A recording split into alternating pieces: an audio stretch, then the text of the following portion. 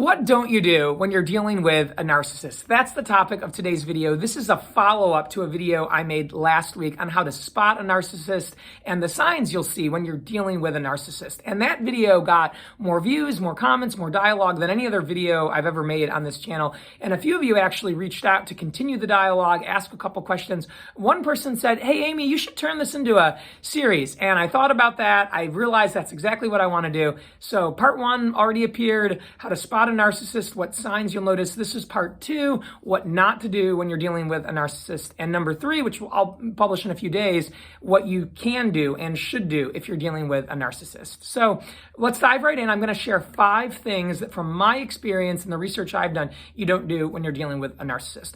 Number 1, don't call a narcissist a narcissist. That's not going to go over well. You are not dealing with a normal, reasonable person who wants to improve themselves. They're curious about how they can get better and grow and development. They are wanting to be a finished product. They like to think of themselves as perfect. They like to think themselves as highly evolved. They like to think of themselves as sort of better than others, and they've got it all figured out. So you saying, "Hey, you're a narcissist," or "you're behaving narcissistically," is like nails on a chalkboard to them. It really dysregulates them and their egos.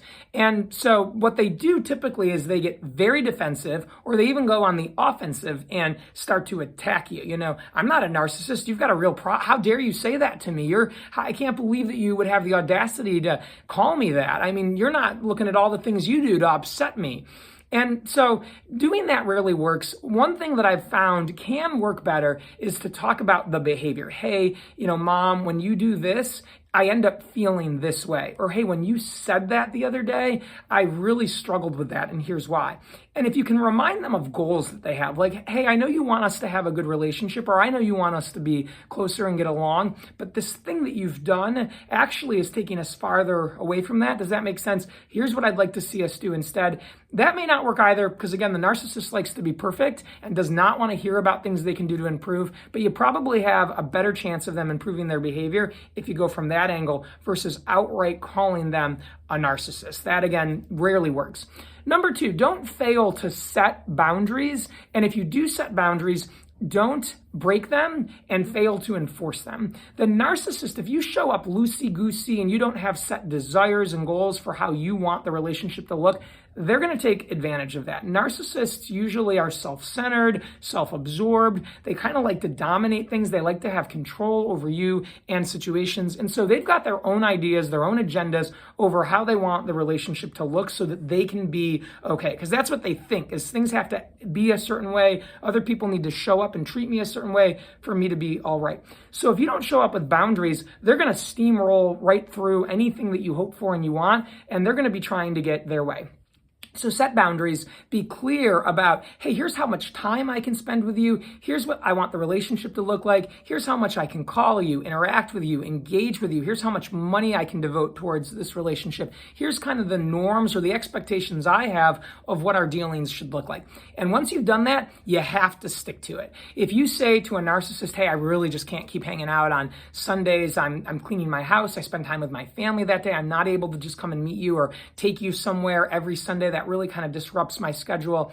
But the narcissist negotiates with you and bargains with you and then gets you to do it anyway, even when you said you didn't want to. You are in trouble, because the narcissist then will realize what your weak spots are and they will play those. And so if you show up as weak, or they can see an opportunity in your armor, they're going to go ahead and take advantage of that. They're not there for your best interest. They're just kind of thinking of themselves. So you saying, "Hey, I said I can't do that, and I've got to stick to that. That was my word, and I made a commitment and a promise, and I meant it."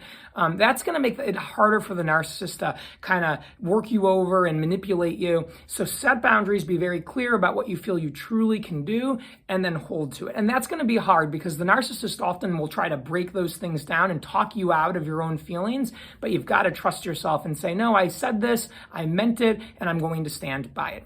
Number 3, don't take a narcissist's behavior personally. For a lot of us, we are humble, we're self self-aware, we're emotionally intelligent, we're compassionate. And so if we have an issue with someone or conflict with someone, it's normal for the average person to say, oh my gosh, I'm so sorry that you're feeling that way. Maybe I can do something better. Perhaps this is in part my fault. Gosh, I really, this must be me. If we're having a conflict, there must be some portion of that is, because of myself.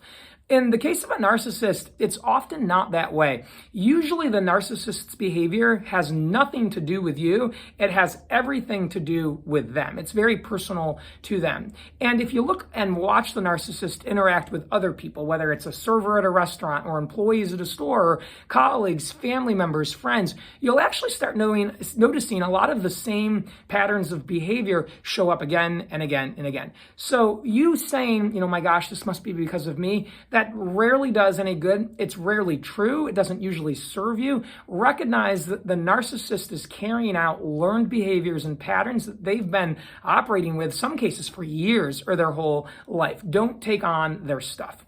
Along with these lines, and this brings me to number 4, don't apologize for a narcissist's behavior, and don't apologize for things that you know are not your fault. Narcissists are great about playing the victim. They do an excellent job of guilt-tripping other people, throwing themselves pity parties. Oh, woe is me. This is so hard for me. I'm in this situation. It's worse for me than you. And they get you in a position where, again, if there's any sort of conflict, you're almost apologizing for them. Like, oh my gosh, I'm so sorry that you're feeling that way and that I did that or I made you feel that way. They like to make things other people's faults.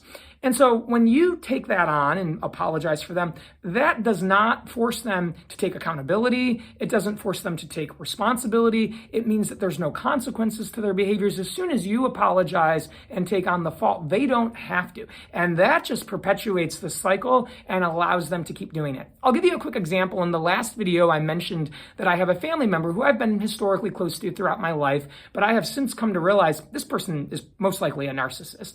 We had a really tough phone call in August. I was calm, I was cool, I was collected, but I said something that bothered her, and she lost it, had a complete meltdown, something that looked similar to a childlike temper tantrum, screaming, yelling, crying, name-calling. And at some point I said, I have to get off the phone. And we're already past the time that I said I had for this anyway. That wasn't respected. It was just, blew right through that and kept going. Eventually I ended up having to hang up. And at some point in that call, during when all of this was going on, the person said, you ruin every call and you make me feel so bad. And so afterwards, the person tried to act like this never even happened.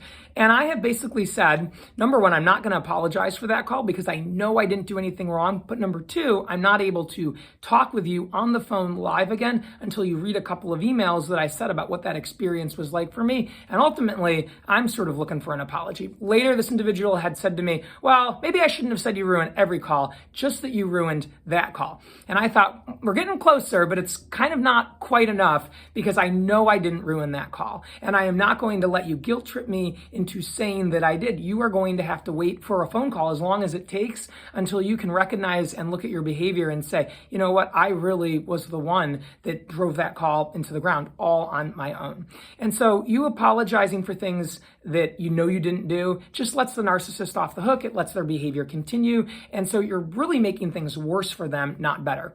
The final thing I would say is don't respond to threats or attacks. When narcissists aren't getting their way and you're starting to kind of pull away from the status quo or the lifelong way of being and how it's been, the narcissist will start to threaten things. They'll either threaten to expose you or share a secret of yours or make you look bad or kind of blame something on you, or they'll often take away a benefit, like, hey, I've been paying for your college tuition, or I've been doing this, or, I've been picking you up at blah, blah, blah. I'm not going to do that anymore. If you can, find a way to wean yourself off of the narcissist, make it so you don't need anything from them. And if they're just threatening to slander your reputation, make a decision that they can do what they want and I'm going to stand my ground and know that those things aren't true. The one exception would probably be if the narcissist is threatening violence, you feel like you're worried for your safety, I would consult with law enforcement or get a professional to help you with that. But idle threats around emotional things, you've got to choose to ignore those, because if you give into that, then the narcissist will always play you, work you over, and hang those things over your head so that they can continue to emotionally abuse you. So those are the 5 things, as I understand it, that can be helpful. Don't do. Again, just to recap, don't call a narcissist a narcissist. Don't fail to set boundaries and not enforce them.